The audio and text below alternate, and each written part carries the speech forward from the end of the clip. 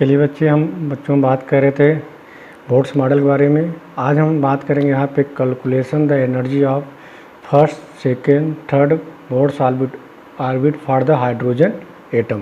तो यहाँ पे एनर्जी की बात कर रहे हैं, हम बात करेंगे इलेक्ट्रॉन वोल्ट पर एटम के बारे में।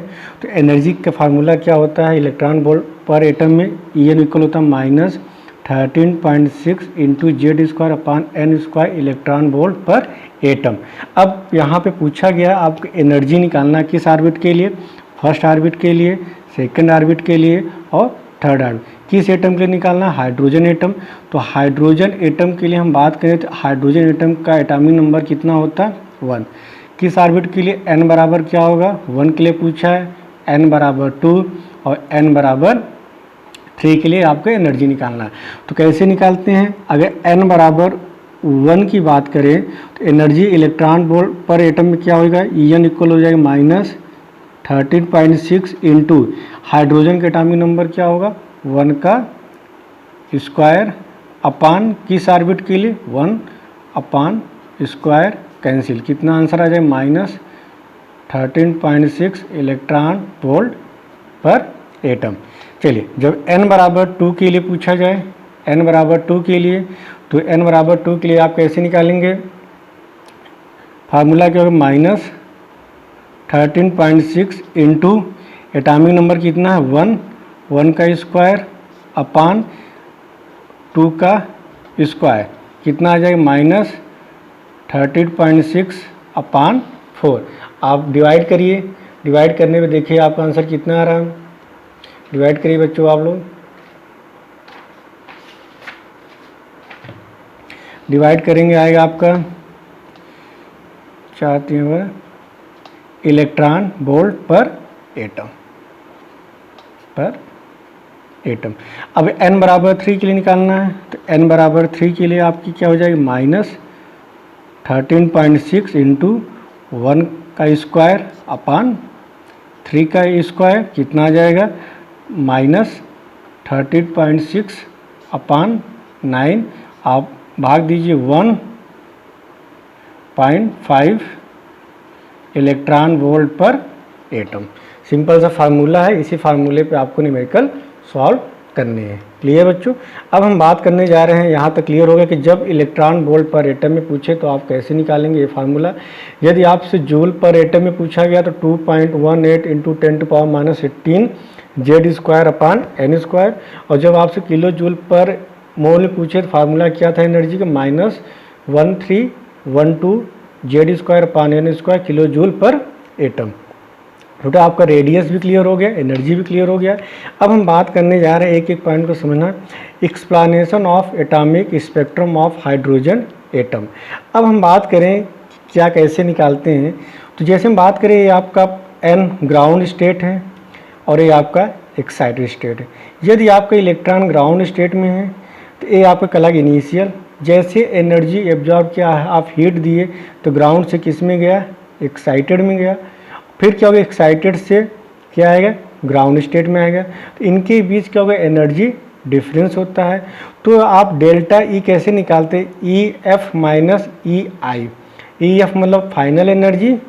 तो जो डिफरेंस आता है ग्राउंड से एक्साइटेड स्टेट में, जो डिफरेंस आता है उतनी एनर्जी हमें चाहिए इलेक्ट्रॉन को एक्साइटेशन कराने के लिए।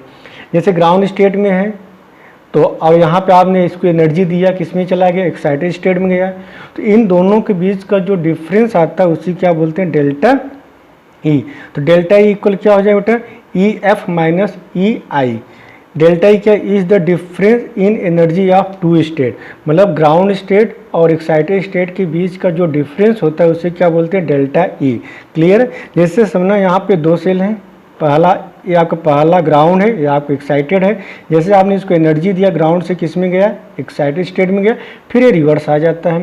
तो इन दो स्टेट के बीच का जो एनर्जी डिफरेंस होता है इसे क्या बोलते हैं? डेल्टा ई बोलते हैं। क्लियर बच्चों? तो डेल्टा ई बराबर क्या होगा? EF माइनस EI होता है। EF minus EI।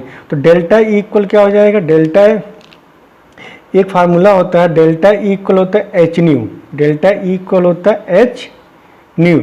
और H मतलब क्या होता है? Planck constant. और न्यू हमारा क्या होता है? फ्रीक्वेंसी। एच क्या होता है प्लैंक कांस्टेंट, और न्यू जो होती है फ्रिक्वेंसी, और फ्रिक्वेंसी का एक फार्मूला तो न्यू बराबर होता है सी अपॉन लैम्डा। लैम्डा क्या होता है वेवलेंथ, और सी है वेलोसिटी ऑफ लाइट। तो एक एक पॉइंट को लिखो बेटा यहाँ पे। ए क्या डेल्टा ई क्या है energy difference between two state. H क्या होगा हमारा प्लैंक कांस्टेंट। न्यू क्या होता है आपका फ्रिक्वेंसी। सी क्या है वेलोसिटी ऑफ लाइट, और लैम्डा क्या होता है आपका वेवलेंथ। तो डेल्टा ई बराबर एच न्यू, एच में प्लैंक कांस्टेंट, न्यू मतलब फ्रिक्वेंसी, और न्यू बराबर सी बाई लैम्डा। तो न्यू की जगह आप क्या लिख सकते हैं सी बाई लैम्डा। तो डेल्टा ई इक्वल क्या होता है S C by lambda. Clear बच्चों। अब चलिए हम आगे बात करते हैं क्या है दो लेवल के बीच या दो स्टेट के बीच का जो डिफरेंस आता है उसे क्या बोलते हैं डेल्टा ई बोलते हैं। ठीक है बच्चों, इसको नोट करिए फिर आगे हम चलते हैं।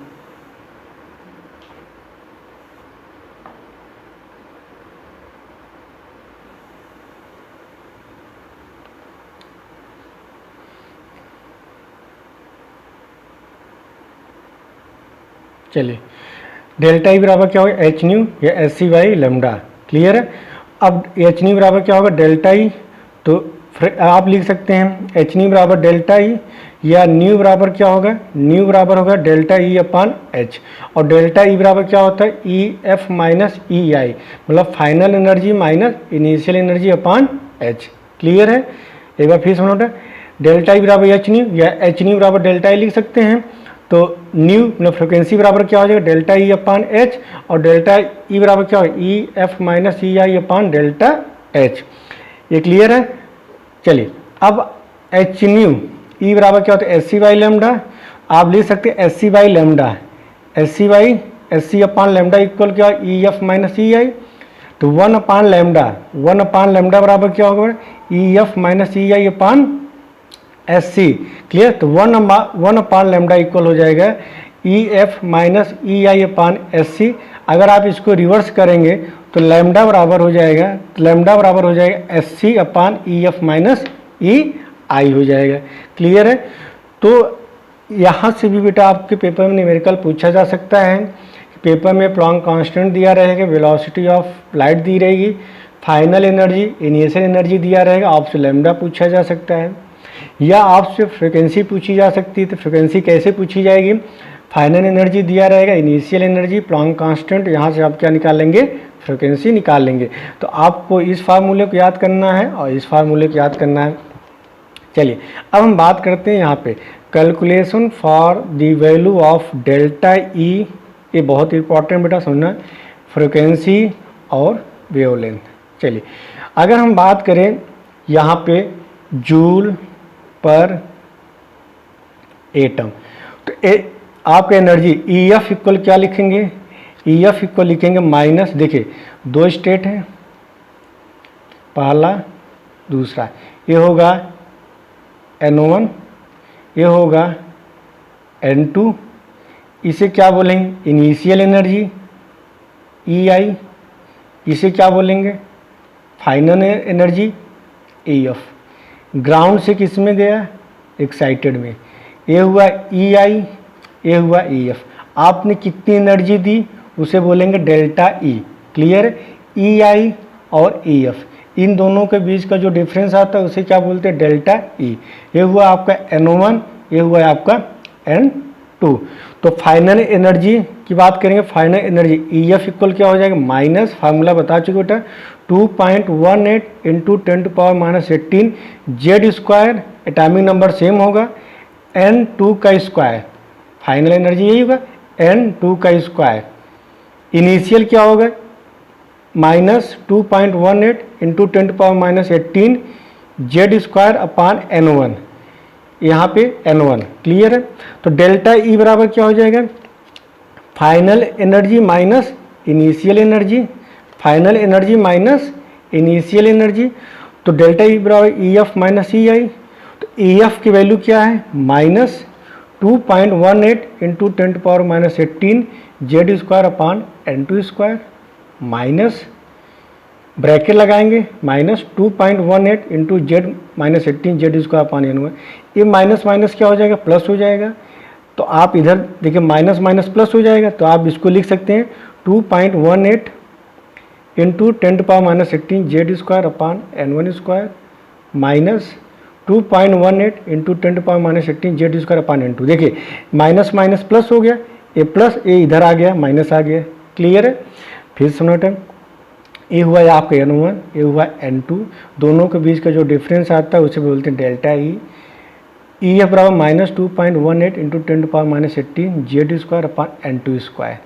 एटॉमिक नंबर सेम होगा भाई, हाइड्रोजन एटम है तो ग्राउंड से एक्साइटेड में जाएगा तो एटॉमिक नंबर बदलेगा नहीं, तो यहाँ पे भी जेड होगा, यहाँ पे भी जेड होगा, लेकिन आपका प्रिंसिपल क्वांटम नंबर बदल जाएगा। ये आपका एन वन होगा, ये आपका एन टू इनिशियल के N one, final minus initial, तो फाइनल माइनस इनिशियल, ये माइनस माइनस प्लस हो जाएगा, ये प्लस हो गया, ये माइनस हो गया, तो आप इसको इधर लिखिए 2.18 into 10⁻⁻18 Z square upon N one square minus 2.1। अब ये बताए बच्चों इसमें कॉमन क्या है, ये वाला पोर्शन क्या बेटा कॉमन होगा, सिर्फ डिफरेंस क्या है एन वन स्क्वायर और एन टू स्क्वायर, इसको आप कॉमन ले लीजिए। तो डेल्टा ई बराबर कॉमन क्या मिलेगा, देखिए 2.18 into 10⁻⁻18 Z square bracket 1 upon N one square upon 1 upon N two square.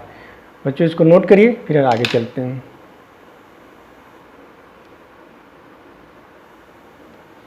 तो देखिए बेटा आपका कॉमन क्या मिला यहाँ पे, डेल्टा इक्वल क्या मिला 2.18 into 10⁻⁻18 Z square 1 upon N one square minus 1 upon N two square. किसमें पूछा है, जूल पर एटम। तो ध्यान सुनो, जब एन वन क्या होगा, प्रिंसिपल क्वांटम नंबर किसके लिए, इनिशियल होगा मतलब ग्राउंड स्टेट, और एन टू क्या होगा, फाइनल स्टेट या एक्साइटेड स्टेट। तो जब आपसे एनर्जी डिफरेंस पूछा जाए जूल पर एटम, फार्मूला क्या लगाएंगे 2.18 into 10⁻⁻18 Z square upon 1 upon N one square minus 1 upon N two square. इसी तरह बेटा जब आपसे पूछा जाए इलेक्ट्रॉन वोल्ट पर एटम, तो फार्मूला क्या लगाएंगे, डेल्टा ई बराबर 13.6 जेड स्क्वायर, ये कॉमन होता है, ब्रैकेट लगाई 1 upon N one square minus 1 upon N two square. जब किलो जूल पर एटम पूछा जाए तो 1312 Z square 1 upon N one square minus 1 upon N two square. अब देखिए बच्चों आपको याद क्या करना है, ध्यान सुनिए, आपको फार्मूला याद कराए थे एनर्जी, ई एन बराबर बताए थे minus 2.18 into 10⁻⁻18 Z square upon N square. किस केस में, जब जूल पर एटम में। तो आपको कुछ नहीं करना है, आपको ये वाला पोर्शन कॉमन ले लेना है, बाकी एन वन स्क्वायर और एन टू स्क्वायर कर देना है। तो ये तीन फार्मूले बेटा, इन तीनों फार्मूले को आपको अच्छे से याद करना है, ठीक है।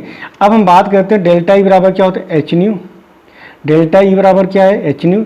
तो न्यू बराबर क्या हो, डेल्टा ई अपान एच, और डेल्टा ई की जगह आप क्या रख सकते हैं, डेल्टा ई की जगह रख सकते हैं 2.18 into 10⁻⁻18 Z square 1 upon N one square minus 1 upon N two square, और यहाँ पे एच। एच क्या होता है, प्लॉन्क कांस्टेंट होता है, इसकी वैल्यू कितनी होती है 6.026 इंटू 10⁻34। तो यहाँ पे लिखेंगे 2.18 into 10⁻18 Z square upon 6.026 into 10⁻34 1 upon N one square minus 1 upon N two square. जब आप इसको सॉल्व करते हैं तो आपका आंसर आ जाएगा 3.29 into 10⁵ Z square 1 upon N one square minus 1 upon N two square second. तो जब कभी फ्रिक्वेंसी पूछा जाए तो फ्रिक्वेंसी का फार्मूला बेटा ये होगा, क्लियर है। जब कभी आपसे एनर्जी पूछा जाए जूल पर एटम डिफरेंस के केस में तो ये फार्मूला होगा, क्लियर है। यदि इलेक्ट्रॉन वोल्ट में पूछा जाए तो ये वाला फार्मूला होगा, और किलो जूल में पूछा जाए तो ये वाला फार्मूला होगा, क्लियर है। अब आपका पूरा एक फार्मूला, इसको आपको याद करना, वेव नंबर इक्वल क्या होता है, वेव नंबर इक्वल होता है 1 upon lambda equal R Z square bracket 1 upon N one square minus 1 upon N two square centimetre square. R क्या होता है बेटा, रेडबर्ग कांस्टेंट, इसकी वैल्यू होती 1096777, क्लियर। और जेड हमारा क्या होता है, एटॉमिक नंबर होता है, क्लियर। तो बेटा ये सारे हमारे बोर्ड्स मॉडल के हैं, इनको एक एक पॉइंट को आपको ऐसा जो आपको इसको याद करना है। ठीक, चलिए हम आगे चलते हैं। चलिए अब हम बात करते हैं कुछ प्रॉब्लम यहाँ पे आयनाइजेशन एनर्जी, इस फार्मूले को भी याद कर लीजिए क्योंकि यहाँ से भी आपके एग्जाम में न्यूमेरिकल पूछा गया। तो देखिए आयनाइजेशन एनर्जी क्या होता है, minimum amount of energy required to remove one electron from ground state to infinite state. Minimum energy required to move the electron from ground state to infinite state is known as ionisation energy. जैसे हम बात करें, ये आपका nucleus है, ये electron है, sorry आपके ऑर्बिट है। तो यहाँ पे ग्राउंड स्टेट क्या मानेंगे, ग्राउंड स्टेट आप हमेशा N1 मानेंगे। क्लियर है, कह रहा है और आयनाइजेशन एनर्जी ग्राउंड स्टेट से इनफाइनाइट, तो N2 इक्वल क्या हो जाएगा, इनफाइनाइट। N2 इक्वल क्या हो जाएगा, इनफाइनाइट। तो N1 तो हमेशा आपका 1 होगा, N1 हमेशा 1 होगा और N2 हमेशा क्या होगा, इनफाइनाइट होगा। तो डेल्टा इक्वल होगा 13.6 Z² अपान 1 अपान N1 स्क्वायर माइनस 1 अपान N2 इनफाइनाइट।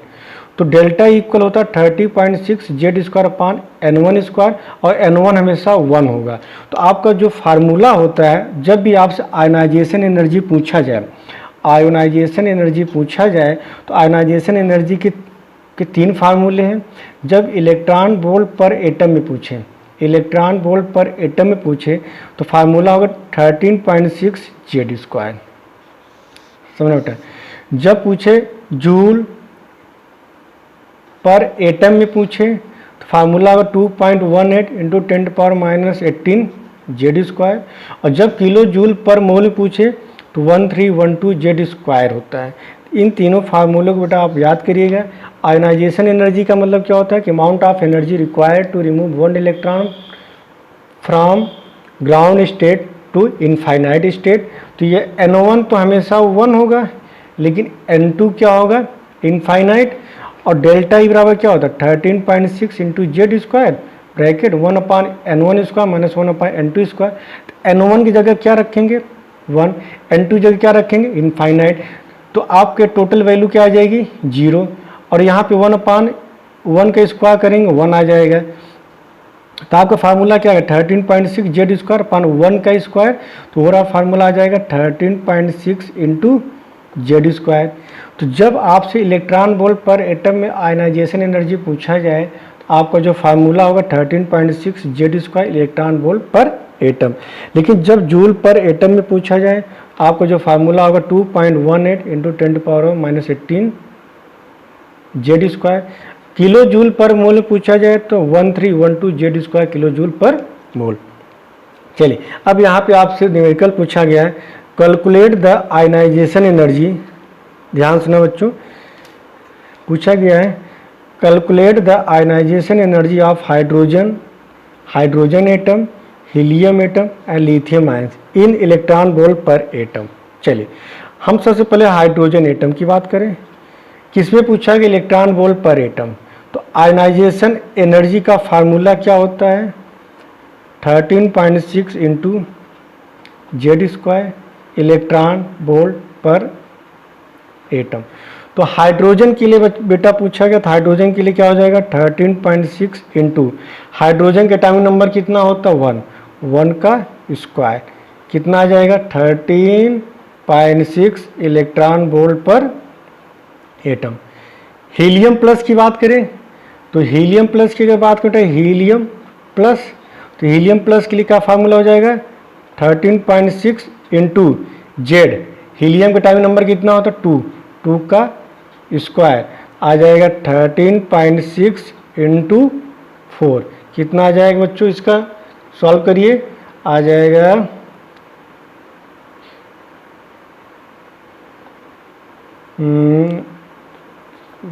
24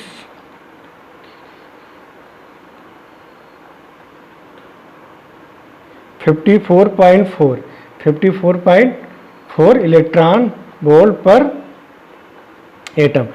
अब पूछा कि लिथियम के लिए, यहाँ पे बता दें बेटा लिथियम के लिए, लिथियम प्लस के लिए पूछा गया है, तो फार्मूला क्या होता है 13.6 इंटू Z²। तो 13.6 इंटू लिथियम का एटॉमिक नंबर कितना होता है 3, तो हो जाएगा 30.6 इंटू 9। इसको आप सॉल्व करिए, तो सॉल्व करेंगे जो भी आपका आंसर आएगा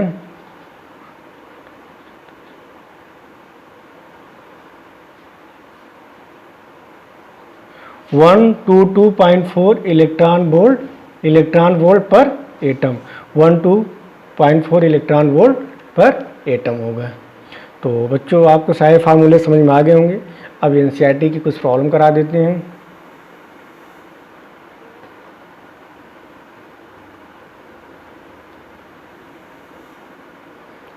चलिए, यहाँ पूछा गया calculate the energy of electron in the first orbit of hydrogen atom, helium ions and lithium ions in joule पर एटम। आपको एनर्जी निकालना है, किस में निकालना है? जूल पर एटम। तो जूल पर एटम की बात करें तो इसका फार्मूला क्या होता है, एक मिनट नोट करना बेटा। En इक्वल होता है -2.18 into 10⁻⁻18 Z square upon N square joule पर एटम। चलिए बच्चों आप लोग सॉल्व करिए, फिर हम इसका सॉल्यूशन दे रहे हैं, देखते हैं कितने बच्चे इसको सॉल्व कर पाते हैं। तो calculate the energy of electron in the first orbit of hydrogen atom, helium atom, lithium atom in joule पर एटम में बताना है। तो फर्स्ट ऑर्बिट मतलब क्या पूछा गया? N1 हमेशा दिया गया 1। अब किसके लिए पूछा गया? हाइड्रोजन के लिए एटॉमिक नंबर जेड की वैल्यू क्या होगी? 1। दूसरा पूछा हीलियम के लिए जेड की वैल्यू क्या होगी? 2। और लिथियम के लिए पूछा गया जेड की वैल्यू क्या होगी? 3। आंसर किस में बताना है? जूल पर एटम। तो एक एक करके हम एक्सप्लेन करते हैं। फॉर हाइड्रोजन एटम तो N की वैल्यू क्या होगी? 1। जेड की वैल्यू क्या होगी? 1। En इक्वल क्या हो जाएगा? -2.18 into 10⁻⁻18 into 1 square upon 1 square. आपका आंसर आ जाएगा -2.18 इंटू 10⁻⁻18 जूल पर एटम। चलिए अब हम सेकंड बात करते हैं for helium atom.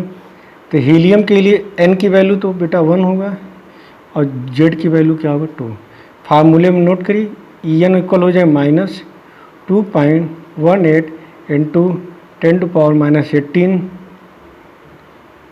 Z square upon N square.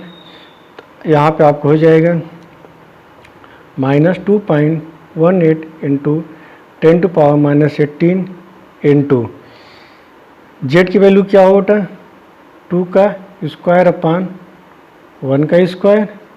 तो 2.18 इंटू 10⁻⁻18 इंटू 4। तो आप इसको सॉल्व करेंगे तो आएगा -8.72 इंटू 10⁻⁻18 जूल पर एटम।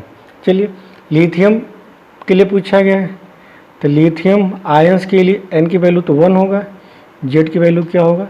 3। तो En इक्वल क्या हो जाएगा? -2.18 इंटू 10⁻⁻18 इंटू Z की वैल्यू क्या होगी? Z की वैल्यू क्या होगी बेटा लिथियम के लिए? 3 का स्क्वायर अपान 1। इसको आप सॉल्व करेंगे, 9 में 2.18 मल्टीप्लाई करोगे, आपका आंसर है -1962 इंटू 10⁻⁻18 जूल पर एटम।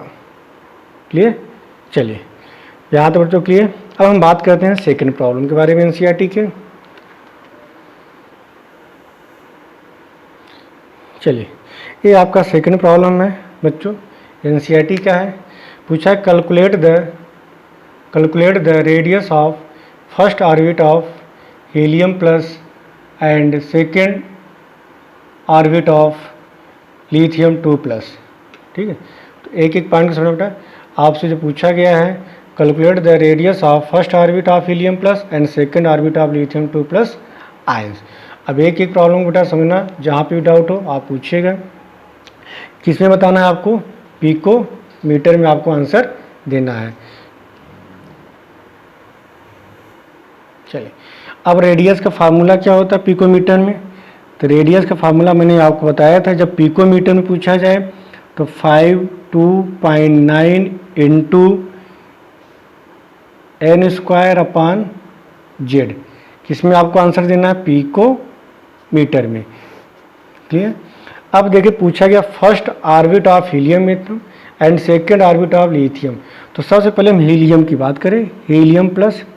तो हीलियम प्लस की बात करें तो किस ऑर्बिट के लिए पूछा गया? फर्स्ट। एटॉमिक नंबर क्या होता है? 2। तो रेडियस निकाल लेंगे, आर एन इक्वल क्या हो जाएगा? 52.9 इंटू एन, एन का क्या होगा? स्क्वायर, और इसका एटॉमिक नंबर कितना होता है हीलियम का? 2। तो यहाँ पर आ जाएगा 52.9 अपान 2। तो यहाँ पे आप डिवाइड करिए, 2 6.45 पिको मीटर। अब हम बात करें लिथियम 2+ के लिए पूछा गया है। लिथियम 2+ किस ऑर्बिट के लिए पूछा गया? सेकेंड ऑर्बिट बोला गया यहाँ पे। तो सेकेंड ऑर्बिट मतलब एन की वैल्यू क्या रखेंगे? 2। और लिथियम का एटॉमिक नंबर क्या होता है? 3। आर एन इक्वल क्या हो जाएगा? 52.9 इंटू फार्मूला क्या हो? N square upon Z. किस में आंसर बताना? पिकोमीटर में हो जाएगा 52.9 इंटू एन।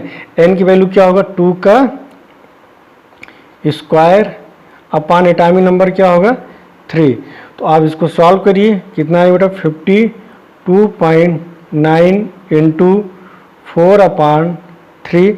आप जब इसको सॉल्व करेंगे तो आपका सॉल्व करने पे आपका आंसर आएगा अप्रॉक्सीमेट 17.5 पिको मीटर। तो बच्चों आपका बोर्स मॉडल कंप्लीट होता है।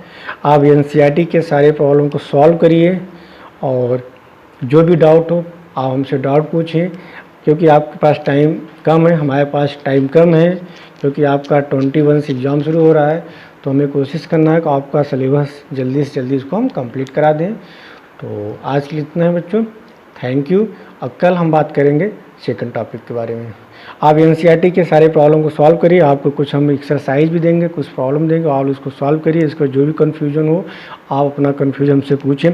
आप एनसीईआरटी एक्सरसाइज करेंगे तो डेल्टा ई इक्वल क्या होगा? 13.6 Z square upon N1 square minus 1/2 square पे न्यूमेरिकल पूछा गया है। Ionisation energy 13.6 into Z square पे पूछा गया है। आप सारे प्रॉब्लम को सॉल्व करिए, इसके बाद जो भी डाउट हो आप अपना डाउट हमसे क्लियर करिए। और आज के लिए इतना है बच्चों, थैंक यू।